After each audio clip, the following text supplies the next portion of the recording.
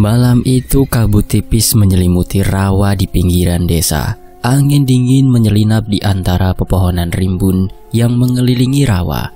Burung hantu sesekali bersuara, seolah memberi tanda akan sesuatu yang tak biasa. Namun bagi Sardi, suasana seperti ini adalah hal biasa.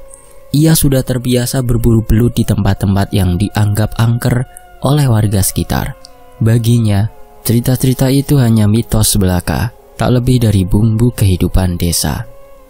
Pak Idris, tetangga sekaligus teman dekat Sardi, berdiri di depan rumahnya, memandangi Sardi yang tengah mempersiapkan peralatan berburu. Ember plastik, senter, dan jaring kecil tergantung di bahunya. "Sardi, aku ngomong, rawa itu bukan tempat sembarangan, Di. Banyak cerita kalau tempat itu angker, wingit," ujar Pak Idris dengan nada serius. Sardi tertawa kecil sambil memasang lampu senter di kepalanya. "Cerita angker opo sih? Aku cuma lihat rawa penuh belut. Lagi pula, ini soal perut, Pak Idris.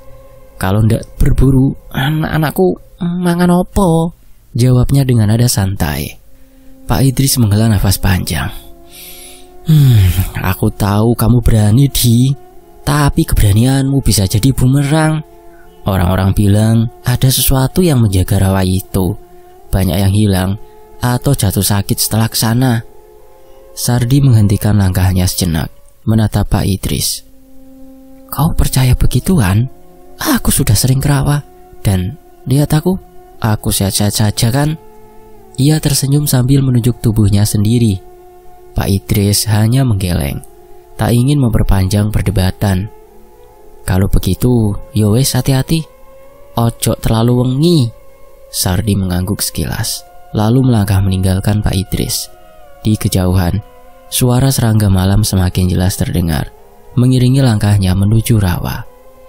Setelah berjalan sekitar setengah jam, Sardi tiba di pinggir rawa. Airnya tampak tenang, memantulkan bayangan bulan yang hampir penuh. Ia memasang jaring dan mulai menelusuri area berlumpur, menyenter setiap sudut yang berpotensi menjadi sarang belut. Malam ini aku pasti dapat banyak," gumamnya sambil tersenyum.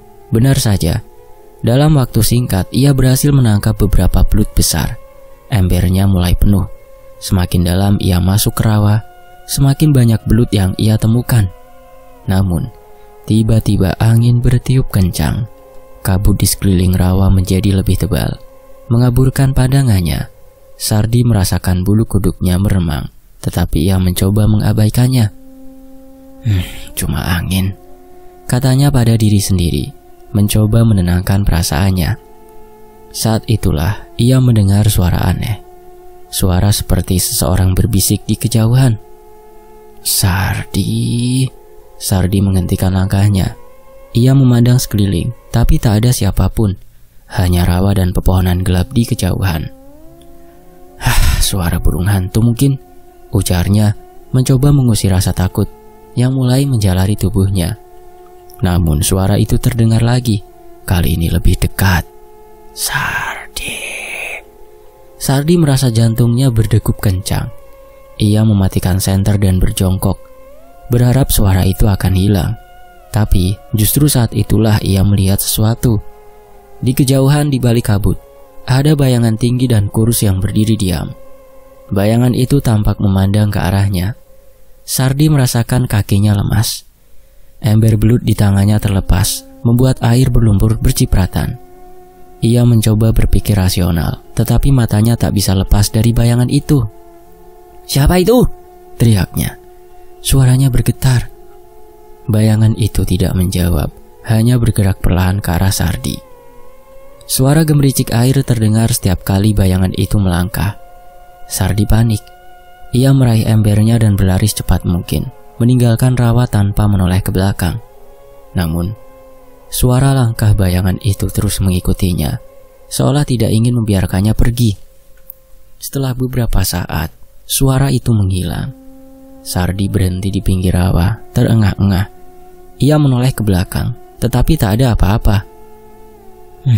Ini pasti hanya imajinasi, gumamnya, meski ia sendiri tak yakin.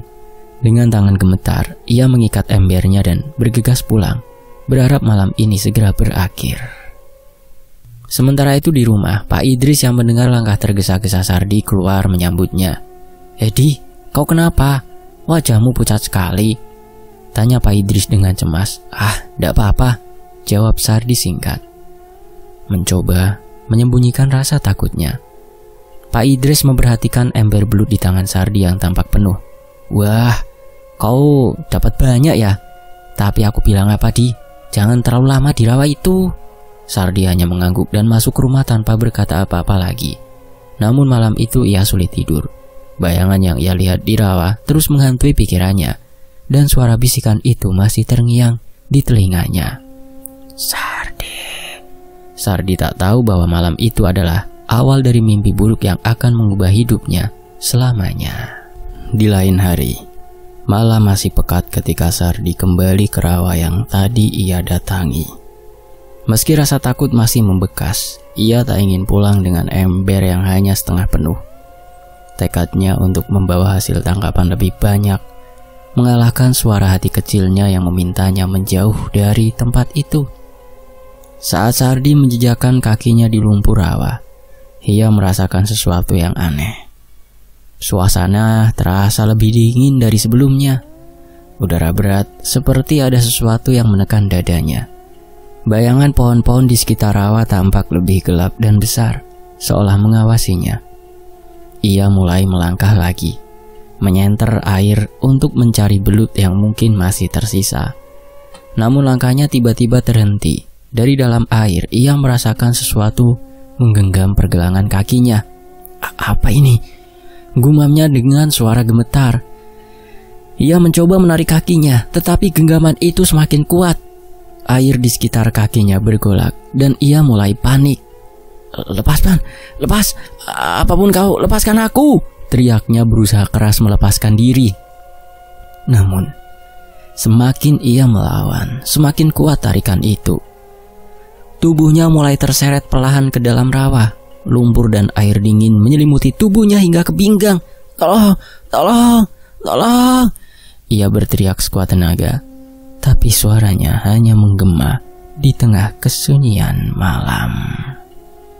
Tarikan itu semakin kuat dan sebelum Sardi sempat melawan lebih lama, ia kehilangan keseimbangan dan jatuh ke dalam air rawa.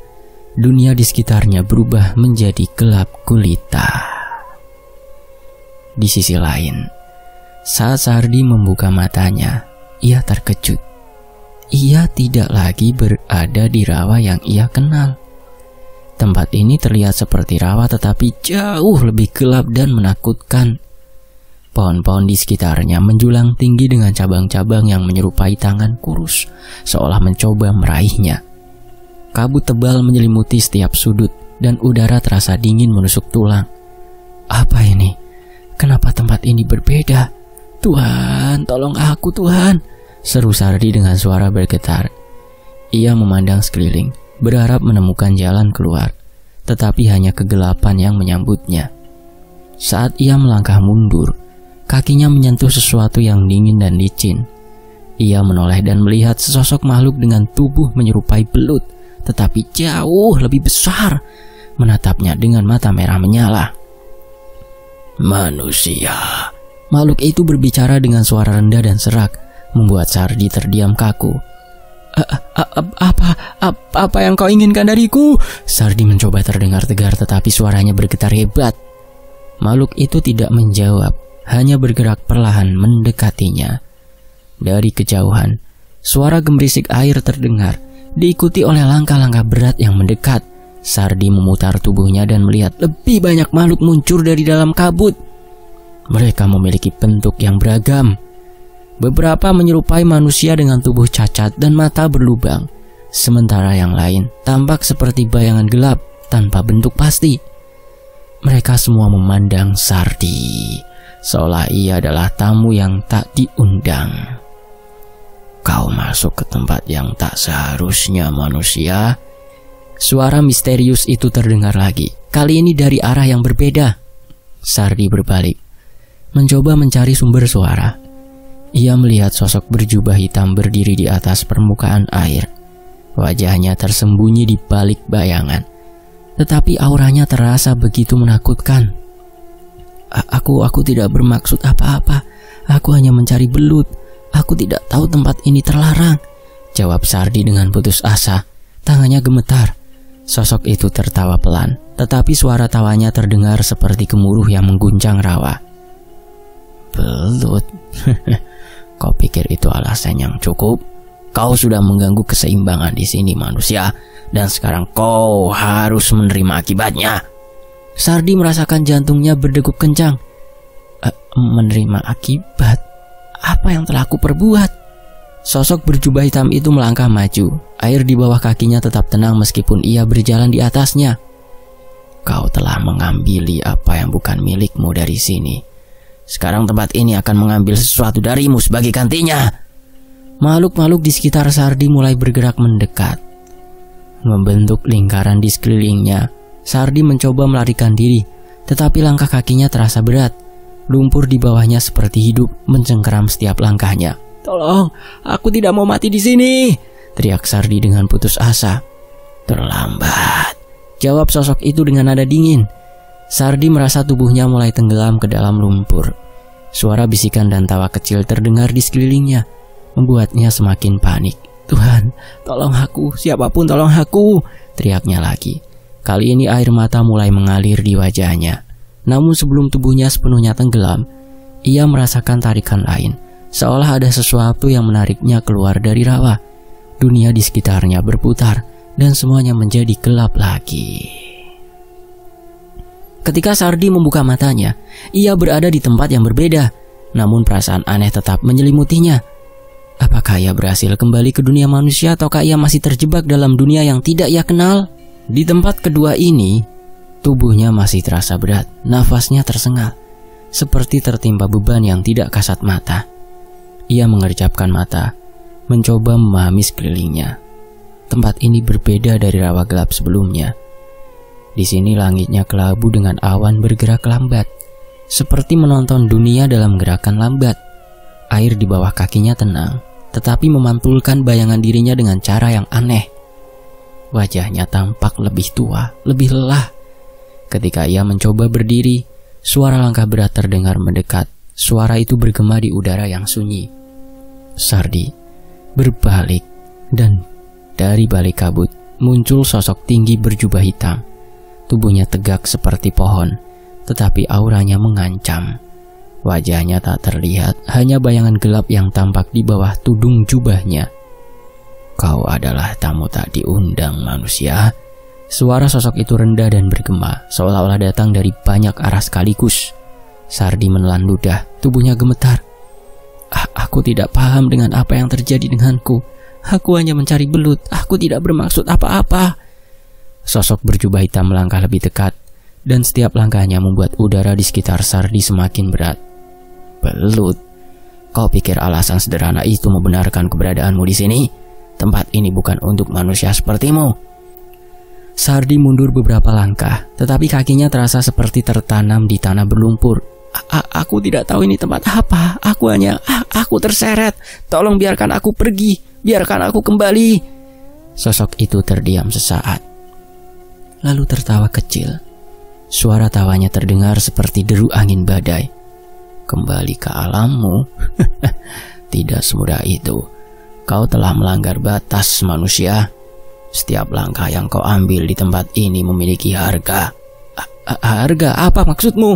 Sandi mencoba. Terdengar tegas, tetapi suaranya bergetar. Penjaga itu mengangkat tangannya, dan dari kegelapan di sekeliling mereka muncul bayangan-bayangan yang melayang di udara. Bayangan itu memutar kembali adegan saat Sardi berada di rawa, menangkap belut dengan rakusnya, mengabaikan suara-suara aneh, dan terus melangkah lebih dalam ke rawa meskipun firasat buruk menghantui. Kau tidak peduli dengan peringatan kami. Kau meremehkan batas yang telah ditetapkan. Sekarang kau harus membayar akibatnya, kata penjaga itu dengan nada dingin. Aku tidak tahu. Aku tidak tahu tempat ini punya aturan seperti itu. Sardi berteriak putus asa. Kalau aku tahu aku tidak akan pernah datang ke sini. Tolong lepaskan aku. Penjaga itu tertawa lagi. Tetapi kali ini tawanya lebih menyeramkan. Manusia selalu mengatakan itu. Ketidaktahuan bukan alasan. Namun aku akan memberimu kesempatan. Kesempatan? Iya, apa yang harus aku lakukan untuk mendapatkan kesempatan itu? Sardi mulai berharap, meskipun hatinya penuh ketakutan. Sosok itu melangkah mendekat hingga Sardi dapat merasakan hawa dingin yang menyelimuti tubuhnya. Kau bisa keluar dari sini, tapi ada syarat. Satu syarat. Sardi menatapnya penuh harap dan cemas. Apa syaratnya? Katakan saja, aku akan melakukannya. Penjaga itu mengulurkan tangannya, dan di telapak tangannya muncul bola cahaya merah menyala. Bola itu berdenyut seperti jantung yang berdetak. Syaratnya sederhana, ujar penjaga itu. Kau harus membawa sebagian dari tempat ini bersamamu ke dunia manusia. Kau akan menjadi penghubung, tapi ingat, konsekuensinya akan menghantui hidupmu selamanya. Sardi merasa darahnya membeku. Penghubung? Apa maksudmu? Kau akan membawa beban. Tempat ini akan selalu terhubung denganmu. Apa yang kau lihat di sini akan mengikuti dan suatu hari mereka akan menuntut bagian mereka. Sandi terdiam, pikirannya kacau. Aku tidak punya pilihan lain, tanyanya dengan suara lemah. Penjaga itu menundukkan kepala lalu berkata, pilihan? Tentu saja ada. Kau bisa tetap di sini selamanya. Tetapi aku yakin kau tidak ingin itu, kan? Sandi memejamkan matanya, mencoba mencari kekuatan untuk menerima kenyataan. Akhirnya dengan suara berat ia berkata, Aku akan melakukannya. Aku akan menerima syaratmu. Penjaga itu tersenyum di balik bayangan jubahnya. Bagus manusia, tapi ingat, setiap tindakan ada balasannya. Sosok itu melangkah mundur dan dengan satu gerakan tangannya, bola cahaya merah itu melesat ke arah Sardi. Bola itu menghantam dadanya, membuatnya terjatuh ke tanah. Sardi merasakan panas yang luar biasa, diikuti oleh kegelapan yang menyelimuti segalanya. Saat ia mulai kehilangan kesadaran di alam itu, suara penjaga itu terdengar lagi, bergema di dalam pikirannya. Kau telah memilih. Jangan lupa manusia, semuanya akan dimulai setelah kau kembali. Dan ketika Sardi membuka matanya lagi, alih-alih berada di alam manusia, ia malah merasa tubuhnya dingin dan lemas. Dunia di sekitarnya perlahan kembali terang. Tetapi, sesuatu dalam dirinya terasa berbeda. Sandi berdiri goyah di tempat ketiga di alam gaib. Pandangannya menyapu tempat itu. Gelap, sunyi. Tidak ada tanda-tanda kehidupan. Rasa dingin menusuk tulangnya. Dan di kejauhan, suara-suara aneh mengisi udara, seperti tangisan, tawa, dan jeritan yang teredam. Ia memandang ke depan, sebuah jalan setapak yang melintasi hutan gelap, terbentang di depannya. Rasa takut mencekam. Tetapi ia tahu satu hal, tetap diam di sini bukan pilihan. Dengan langkah berat Sardi mulai berjalan menyusuri jalan setapak itu. Setiap langkah Sardi terasa berat, seperti ada sesuatu yang menahannya. Pohon-pohon di kanan dan kirinya menjulang tinggi. Batangnya hitam pekat dan cabang-cabangnya menjulur seperti tangan yang ingin meraihnya. Kenapa tempat ini begitu menyeramkan? Gumamnya pelan, mencoba menenangkan dirinya. Tiba-tiba ia mendengar suara tangisan seorang wanita. Suara itu terdengar jauh, tetapi semakin ia berjalan, semakin jelas suara itu terdengar. Tangisan itu terdengar pilu, membuat bulu kuduknya berdiri. Hei, kau siapa? Seru Sardi meskipun ia tidak yakin ingin tahu jawabannya. Tidak ada jawaban, namun suara tangisan itu terus terdengar, seperti bergerak mengelilinginya. Ia mempercepat langkahnya, mencoba mengabaikan suara itu, tetapi tangisan itu seolah mengikuti setiap gerakannya. Ini hanya hayalan, gumamnya meyakinkan dirinya sendiri. Namun ketika ia melangkah lebih jauh, sebuah bayangan melintas cepat di hadapannya. Sardi berhenti mendadak. Jantungnya berdebar kencang. Matanya mencari sumber bayangan itu, tetapi yang ia lihat hanya kegelapan. Setelah berjalan cukup lama, Sardi tiba di sebuah rawa. Airnya hitam pekat, tetapi ada aroma yang sangat menyengat. Bau darah segar yang menusuk hidungnya. Di atas permukaan rawa tampak riak kecil seolah-olah sesuatu yang sedang bergerak di bawahnya.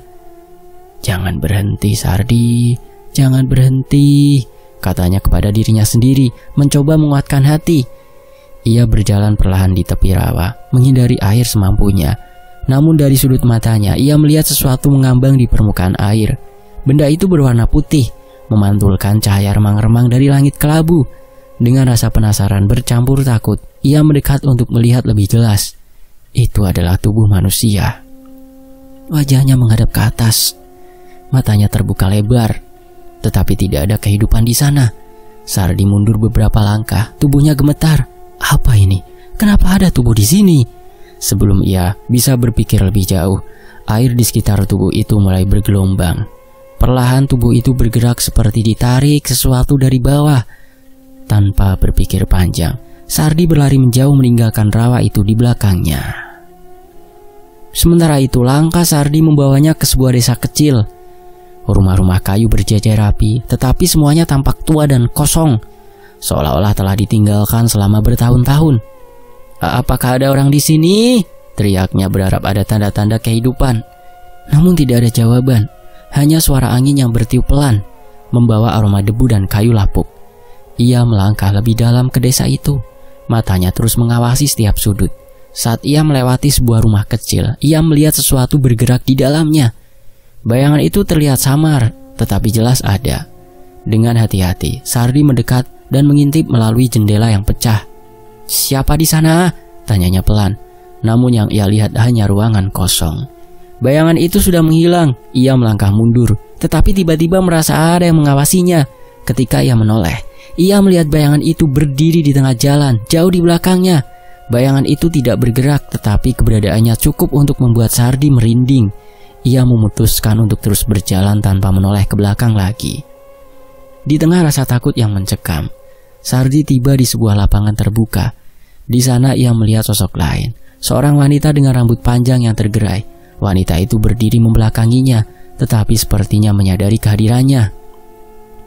"Halo," Sardi memanggil, suaranya ragu. Wanita itu perlahan berbalik, wajahnya pucat, tetapi tatapannya lembut.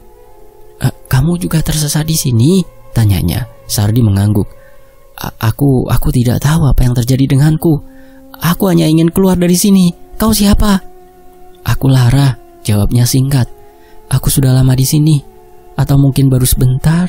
Sulit mengukur waktu di tempat ini," lanjutnya. "Lama? Berapa lama?" Sardi bertanya dengan penasaran, tetapi juga cemas. Lara menggeleng. "Aku tidak tahu. Di sini waktu berjalan berbeda. Kadang terasa seperti hitungan jam, tetapi di dunia manusia bisa saja sudah bertahun-tahun." Sardi merasakan lututnya melemas. "Aku tidak ingin tinggal di sini. Aku ingin pulang. Aku ingin bertemu dengan anak istriku. Aku bahkan tidak tahu bagaimana aku bisa keluar."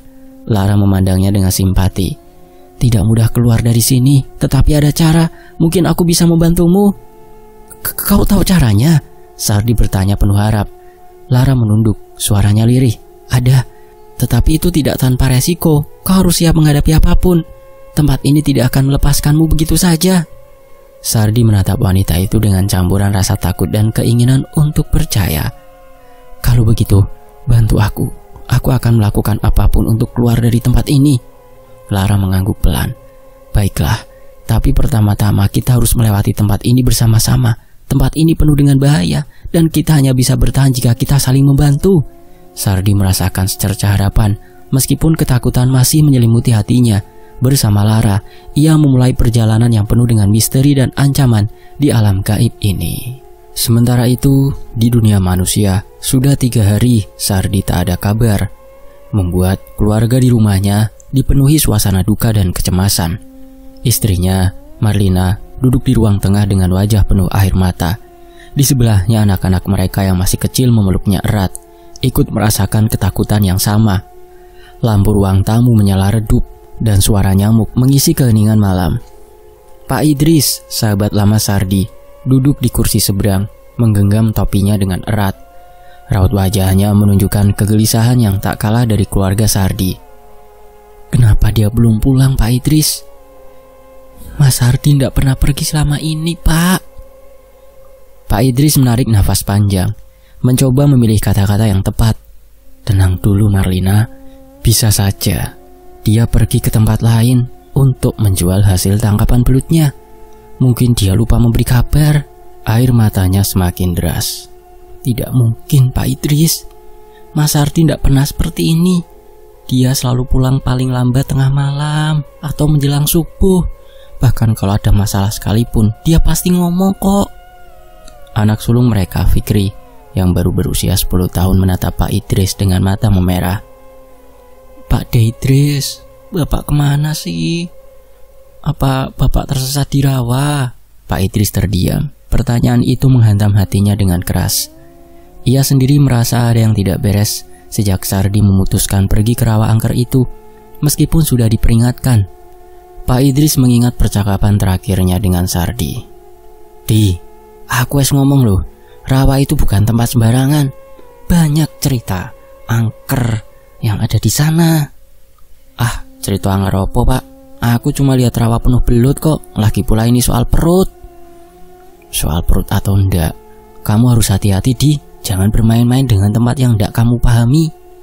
Sardi hanya tertawa kecil, mengangkat embernya lalu pergi tanpa menoleh lagi. Pak Idris menggelengkan kepala, kembali ke kenyataan. Aku seharusnya lebih keras melarangnya, gumamnya. Pak Idris berdiri, menyambar topinya. Aku akan mencarinya. Marlina langsung menahan lengannya. Jangan Pak, tempat itu berbahaya. Aku tidak mau ada yang hilang lagi. Pak Idris menatapnya dengan tegas. Kalau bukan aku siapa lagi? Sardi sahabatku. Aku tidak bisa diam saja sementara dia hilang begitu saja. Fikri memegang tangan Pak Idris dengan mata penuh harap. Tolong temukan Bapak Pak D. Pak Idris mengangguk pelan. Aku janji Fik, aku akan cari tahu apa yang terjadi pada bapakmu. Pak Idris memulai pencariannya keesokan paginya.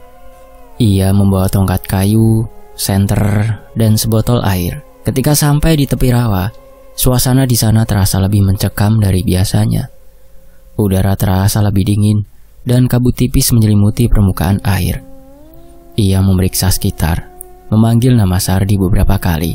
Di, Sardi, kalau kau ada di sini, berikan tanda. Namun tidak ada jawaban, hanya suara air yang beriak pelan, dan sesekali suara burung hantu yang mengisi keheningan. Pak Idris menunduk untuk memeriksa tanah di sekitar rawa, berharap menemukan jejak kaki atau tanda lain. Ia melihat bekas jejak sepatu yang sudah samar mengarah ke bagian dalam rawa. Jejak ini pasti Sardi, gumamnya. Ia mengikuti jejak itu dengan hati-hati, meskipun rasa takut mulai merayap di tubuhnya. Tiba-tiba, ia merasakan udara di sekitarnya berubah. Suara aneh seperti bisikan mulai terdengar di telinganya. Ia berhenti, mencoba mencari sumber suara itu, tetapi tidak ada apa-apa di sekitarnya. Pak Idris berdoa dalam hati, meminta perlindungan, namun suara itu semakin jelas. Kali ini, terdengar seperti nama Sardi dipanggil berulang-ulang. Siapa itu? Teriak Pak Idris, suaranya bergetar. Tidak ada jawaban. Hanya gema suaranya sendiri yang terdengar kembali. Ia melangkah mundur, merasa tempat itu semakin tidak wajar. Setelah beberapa jam mencari tanpa hasil, Pak Idris memutuskan untuk kembali ke rumah Sardi. Wajahnya muram dan tubuhnya lelah. Marlina langsung menghampirinya begitu ia masuk ke rumah. Bagaimana Pak Idris? Apa sampean menemukan Mas Sardi? Tanyanya penuh harap. Pak Idris menggeleng pelan. Aku tidak menemukannya, tapi aku merasa ada sesuatu yang tidak beres di rawa itu. Aku harus mencari bantuan. Marlina terduduk, menangis lebih keras. Apa yang terjadi pada Mas Sardi? Apakah dia masih hidup? Pak Idris mencoba menenangkannya, meskipun ia sendiri tidak yakin. Dalam hati ia bersumpah untuk tidak menyerah sampai Sardi ditemukan. Malam itu, Pak Idris duduk termenung di teras rumah Sardi. Suara jangkrik dan angin malam menjadi satu-satunya teman dalam keheningan. Ia tahu bahwa rawa itu menyimpan misteri yang lebih besar dari yang ia duga. Aku harus tahu apa yang sebenarnya terjadi, gumamnya. Untuk Sardi, untuk keluarganya, aku tidak akan berhenti. Dengan tekad yang semakin kuat, Pak Idris berencana untuk kembali ke rawa keesokan harinya. Kali ini dengan membawa orang-orang yang mungkin bisa membantunya mengungkap misteri hilangnya Sardi. Sementara itu di sisi lain, di alam gaib, Sardi dan Lara berjalan bersama di tengah hutan gelap yang seakan tidak pernah habis. Awan kelabu menggantung rendah di langit, menciptakan suasana yang semakin mencekam. Setiap langkah mereka disertai dengan bisikan angin yang terdengar seperti suara rintihan dari kejauhan. Sardi merasa tubuhnya mulai lelah, meskipun perjalanan mereka baru saja dimulai. Waktu di alam gaib tampaknya berjalan berbeda, lebih berat, seolah-olah mengisap energi dari dalam dirinya. Namun, Lara berjalan dengan langkah mantap, seolah tempat ini sudah menjadi bagian dari dirinya. Tiba-tiba di hadapan mereka muncul sekelompok makhluk yang tubuhnya terbungkus kabut hitam, dengan mata merah menyala. Mereka bergerak perlahan, seperti hantu yang terjebak dalam dimensi waktu yang berbeda. Raut wajah mereka kosong. Hanya ada kilatan kemarahan yang tampak jelas di mata mereka. Makhluk pertama yang paling besar di antara mereka berbicara dengan suara berat yang seperti keluar dari kedalaman tanah. Kalian bukan seharusnya ada di sini. Ini adalah wilayah kami. Kalian tidak punya izin untuk melangkah lebih jauh. Sardi mundur melangkah, merasa jantungnya berdegup kencang. Ia menatap makhluk itu dengan ketakutan yang mendalam. Apa yang kalian inginkan? Kenapa kalian menghalangi kami? Makhluk itu tidak menjawab, tetapi tubuhnya mulai membesar dan suara gemuruh terdengar seiring dengan gerakannya yang mengerikan. Makhluk-makhluk lain mendekat, membuat Sardi dan Lara terpojok di tengah-tengah mereka. Lara segera menarik Sardi menjauh. Jangan ragu, kita harus bergerak. Dengan kecepatan yang mengejutkan, Lara menarik Sardi ke sisi kiri, menghindari serangan makhluk yang berusaha menyerang mereka. Makhluk besar itu meraung keras, menciptakan gelombang udara yang mendorong mereka mundur. Setelah berhasil meloloskan diri, mereka bersembunyi di balik bebatuan besar yang terletak di tepi jurang. Sardi memandang Lara dengan pandangan penuh pertanyaan. Kenapa kamu tahu begitu banyak tentang tempat ini? Siapa kamu sebenarnya? Lara sempat terkejut, namun ia segera menyembunyikan ekspresi itu. Percayalah, aku hanya ingin membantu. Kita butuh satu sama lain untuk bertahan. Sardi menatapnya tajam. Jangan bohong, kamu tahu lebih banyak daripada yang kamu katakan. Bagaimana bisa kamu begitu tenang menghadapi semua ini? Lara menghela nafas. Matanya berkilat dalam kegelapan. Aku sudah lama terjebak di sini. Aku tahu cara bertahan hidup, tapi tidak ada yang tahu cara keluar. Sardi mengernyit. Hah? Kamu sudah lama terjebak di sini? Lalu mengapa kamu tak mencari cara keluar? Lara menundukkan kepala. Tampaknya ada sesuatu yang mengganjal di pikirannya. Aku sudah mencoba, tapi setiap kali aku mendekati pintu keluar, makhluk-makhluk ini menghalangiku. Sardi merasakan kegelisahan mulai menguasainya. Ada sesuatu yang tidak beres dengan cerita Lara.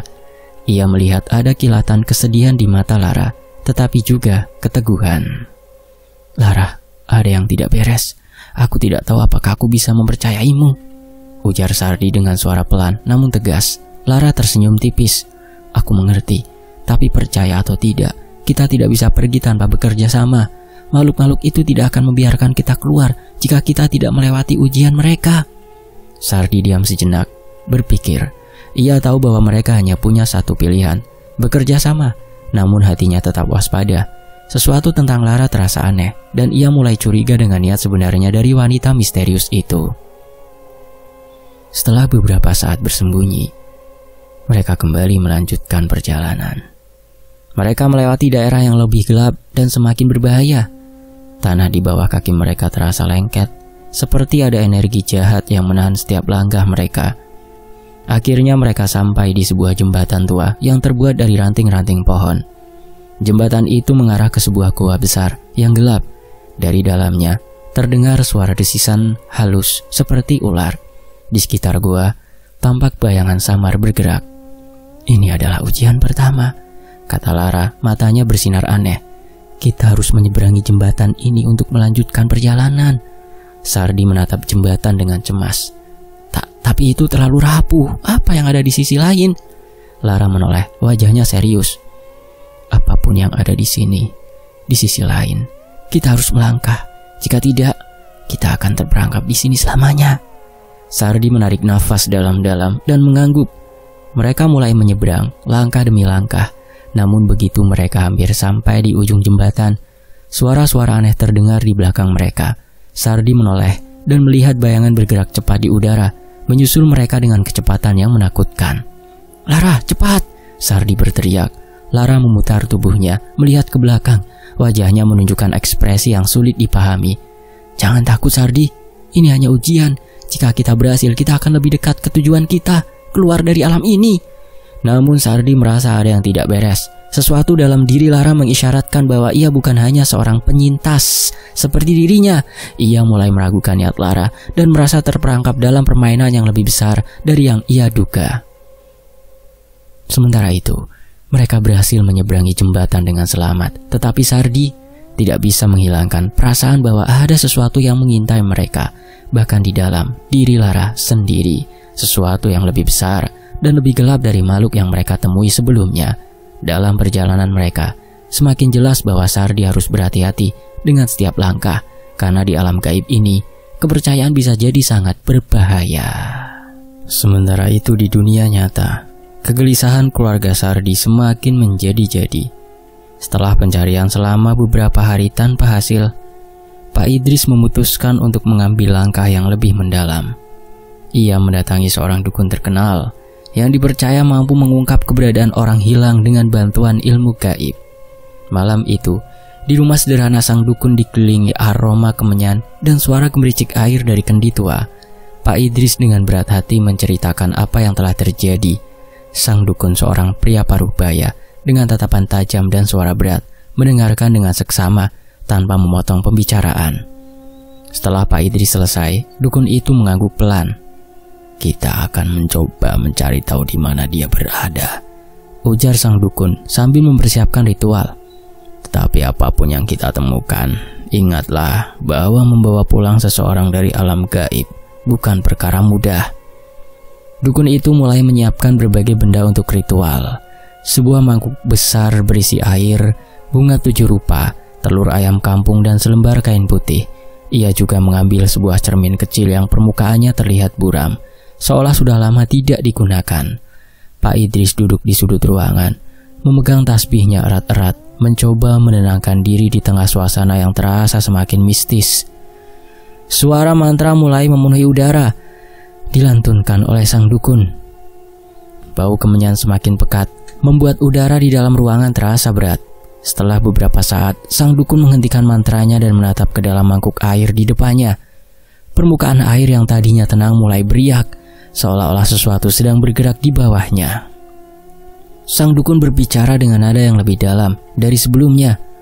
"Aku melihatnya, ia masih hidup, tapi terperangkap di tempat yang tidak seharusnya. Alam gaib telah menariknya masuk." Pak Idris merasa bulu kuduknya berdiri. Apa maksud sampean? Tempat yang tak seharusnya? Bagaimana dia bisa sampai ke sana?" tanyanya dengan suara gemetar. Dukun itu menggeleng pelan.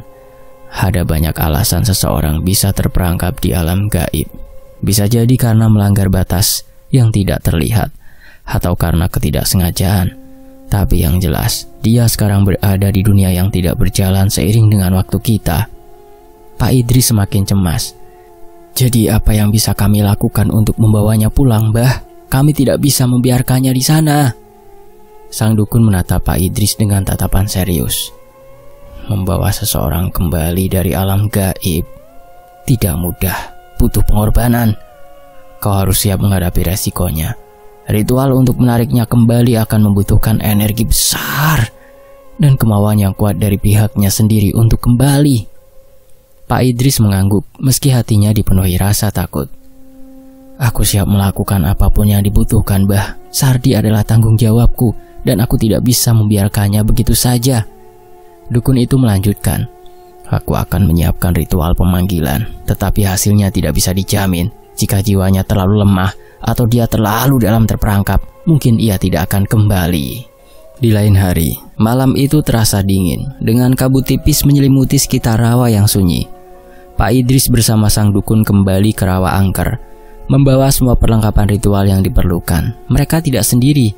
Beberapa warga yang penasaran ikut mendampingi, meski berdiri agak jauh karena rasa takut terhadap cerita-cerita menyeramkan tentang rawa itu. Sang dukun menaburkan bunga 7 rupa di sekitar area rawa sambil melantunkan mantra pelan namun tegas. Sesekali ia mengibaskan daun kelor ke arah rawa, mengusir energi negatif yang diyakininya menutupi jalan pulang Sardi.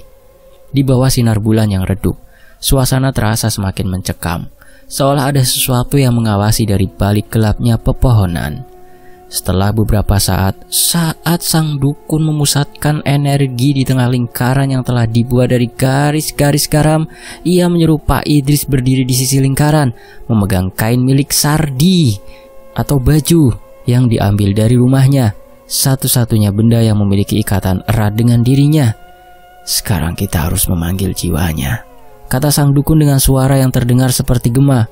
Fokuskan pikiranmu dan panggil namanya dalam hatimu. Pak Idris dengan tangan gemetar mengikuti arahan dukun. Ia menutup matanya dan memanggil nama Sardi dalam hati, penuh harapan bahwa temannya akan mendengar panggilan itu. Dan tidak lama kemudian, angin kencang tiba-tiba berhembus, membuat air di rawa beriak hebat. Suara gemuruh aneh terdengar dari kejauhan, diikuti oleh kilatan cahaya yang muncul dari dalam air. Beberapa warga yang melihat kejadian itu berteriak kecil, tetapi mereka tetap berada di tempat takut sekaligus penasaran. Sang dukun tersenyum tipis. Dia mulai kembali. Bersiaplah, ucapnya dengan penuh keyakinan. Tiba-tiba di salah satu sisi rawa, sebuah bayangan perlahan muncul di permukaan air. Semua orang terkejut ketika mereka melihat tubuh seseorang pria yang tergeletak tak bergerak, terbawa arus kecil ke tepi rawa. Pak Idris berlari secepat mungkin ke arah tubuh itu, mengenalinya sebagai Sardi. Sardi, ini aku Idris. Bangun Sardi!" teriaknya sambil mengguncang tubuh Sardi yang basah kuyup dan dingin seperti es. Sardi tidak merespons. Matanya terpejam rapat, wajahnya pucat pasi dengan bekas luka kecil di beberapa bagian tubuhnya. Namun ia masih bernafas meskipun sangat lemah. Sang dukun mendekat, memeriksa denyut nadinya. Ia masih hidup, tapi jiwanya belum sepenuhnya kembali. Kita harus segera membawanya pulang dan melanjutkan proses penyembuhan di rumah, kata dukun itu. Beberapa warga membantu mengangkat tubuh Sardi ke atas tandu darurat yang mereka buat dari kain dan ranting. Pak Idris tak henti-hentinya berdoa dalam hati, bersyukur bahwa temannya akhirnya ditemukan meski masih dalam kondisi kritis. Sesampainya di rumah Sardi, suasana haru langsung memenuhi ruangan. Istri Sardi menangis terseduh-seduh melihat suaminya yang tergeletak tak berdaya di kasur. Anak-anaknya memegang tangan ayah mereka dengan cemas, berharap ia segera sadar. Sang dukun memulai ritual terakhir untuk menyatukan kembali jiwa Sardi yang masih terikat di alam gaib dengan tubuhnya. Ia menyalakan kemenyan dan mengucapkan mantra-mantra khusus sambil mengusap kepala Sardi dengan air bunga yang telah didoakan. Jiwamu telah kembali ke dunia ini. Bangunlah dan kembalilah kepada keluargamu, ucap sang dukun dengan nada yang menggema di ruangan. Dan setelah beberapa saat, Sardi tiba-tiba menarik nafas panjang dan membuka matanya perlahan. Semua orang di ruangan itu terkejut dan berseru lega. Sardi, kamu sadar?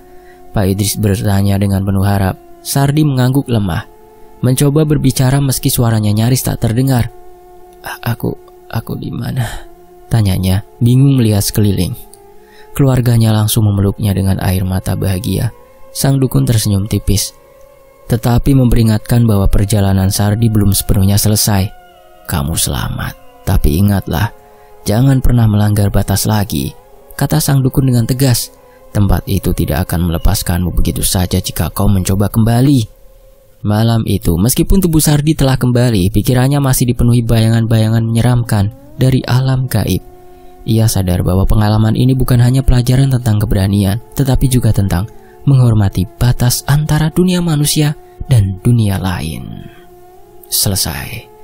Semoga terhibur dengan kisah Mas Sardi.